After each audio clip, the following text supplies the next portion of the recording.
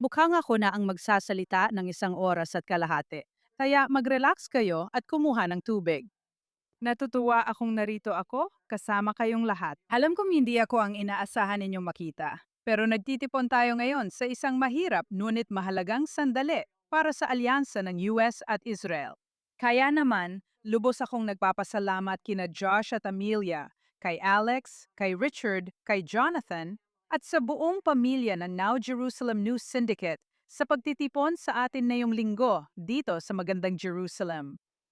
Noong nakaraang taon, inilagay nila ako bago si Mark Levin. At akala ko mahirap na yon. Pero mas pinahirap pa nila ngayon kahit na nagbago ang schedule. Nakakatakot talaga.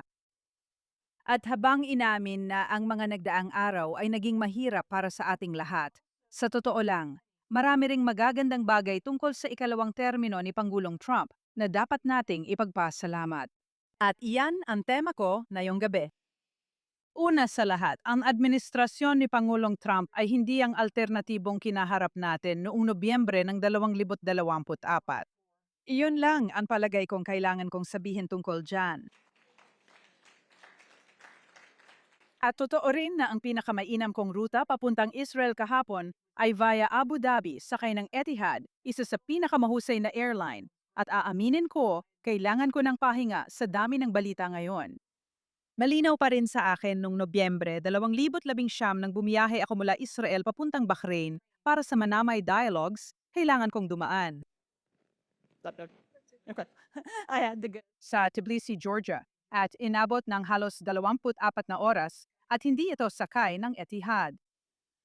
Bitbit ko noon ang unang draft ng Abraham Accords na ibabahagi ko sa mga kinatawan ng Saudi, Emirati at Bahraini, isang bagay na ibinunyag ko sa Axios noon para mailagay ito bilang footnote sa aking bagong libro.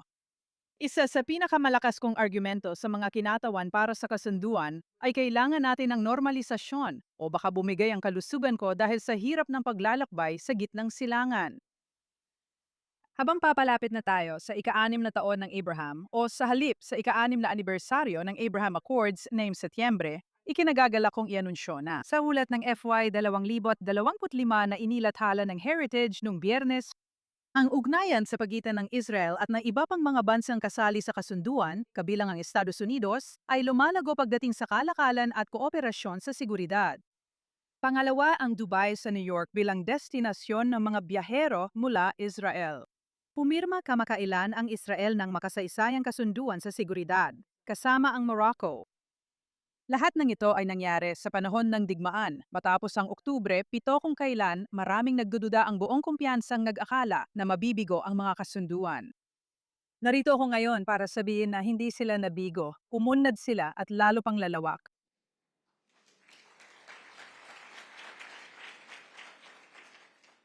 Ayon sa isinulat namin ni Asher Fredman, dumarami ang mga bansang gustong makipag-partner sa Estados Unidos at Israel dahil sa pansariling interes at benepisyong nakikita nila.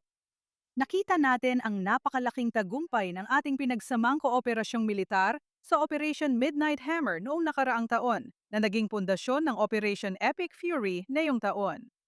At talagang nakakaantig basahin na nagpadala ang Israel ng Iron Dome sa Abu Dhabi na pinamamahalaan ng mga sundalo ng IDF upang ipagtanggol ang UAE mula sa mga misil ng Iran. Bilang mga nagtrabaho sa relasyon ng US at Israel, sa loob o labas ng gobyerno nitong mga taon, nakakataba ng puso makita ang matagumpay na pinagsamang operasyon na lalo pang nagpapalakas sa ating alyansa. Inasahan naming magiging ganito. Akala namin magiging ganito nga, pero ngayon sigurado na kami na ang itinayo ng Amerika kasama ang Israel sa nakalipas na 40 taon ay tunay na napakatagumpay. At ang epekto ng kapangyarihang ito ay nakita hindi lang sa Tehran, kundi pati na rin sa Moscow at Beijing, at pati na rin sa Havana. Noong 1 taon, ako at si Rob Greenway ay naglatala ng ulat mula sa aming trabaho sa unang termino ni Trump tungkol sa mas malawak na estratehiya ng US at Israel, ang una sa kasaysayan ng Amerika. Pinirmahan ito ni Pangulong Trump noong Desyembre 2020, pero medyo gaya ng inaasahan, itinapon lang ito ng mga humaliwi sa amin. Nang magkasama kami ni Rob sa Heritage noong 2023, napagdesisyunan naming buhayin muli ang proyekto na may layuning tukuyin ang bagong yugto na yon. Iyan ang pamagat ng JNS Conference ngayong taon. Sa nalalapit na ika-100 anibersaryo ng makabagong estado ng Israel sa 2048, inaasahan kong makasama kayong lahat sa pagdiriwang.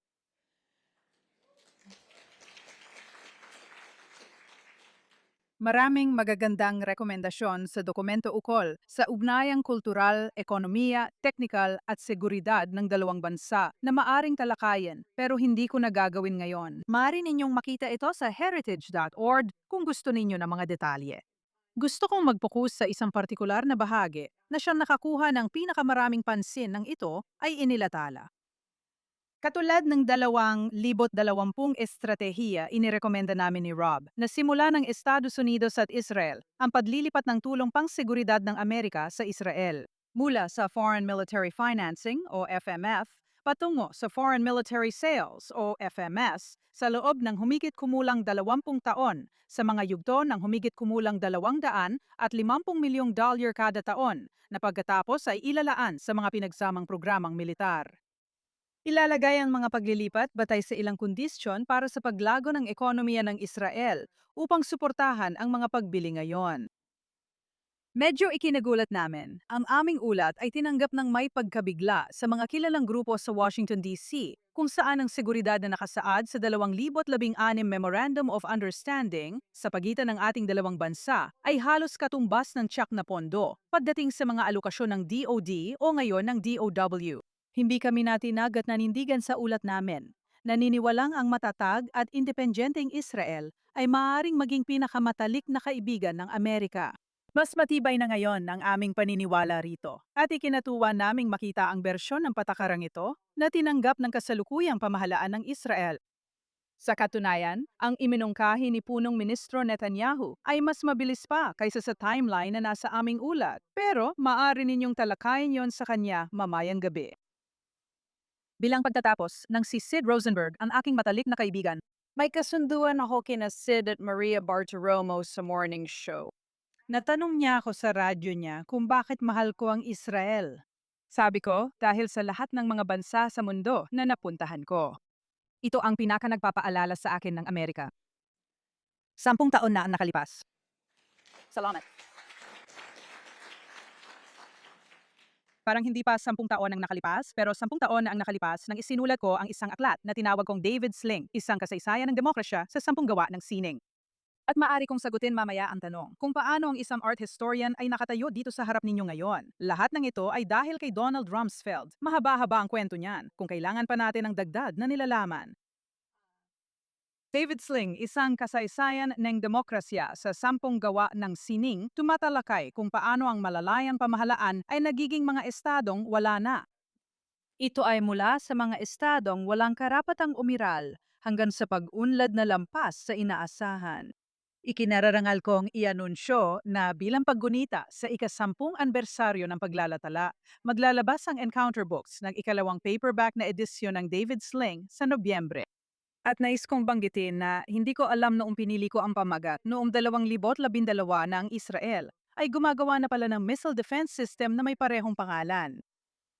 Ikinukwento ng libro kung paano naging bato ang Athens, latian ng Roma at lawa ang Venice.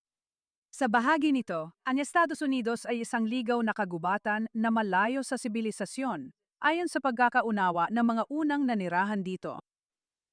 Ngunit bawat isa sa kanila ay naging sobrang makapangyarihan. Kami, halimbawa, ay nagtiyaga, tinalo ang pinakamalaking imperyo, at nagtatag ng pinakamalaking ekonomiya at pinakamalakas na militar sa mundo. Ang kasaysayan ng Israel ay puno ng tagumpay, katatagan, at pagiging mapagkumpetensya na nagbibigay sa akin ng matinding pagkakaugnay sa Estadong Hudyo. Ang mga mahihirap na nagdaang araw ay hindi makakasira sa pundasyon ng pagtutulungan ng Amerika at Israel para sa ating kapwa benepisyo. At alam ko sa kaibuturan ko na ang pinakamainam ay darating pa. Maraming salamat po.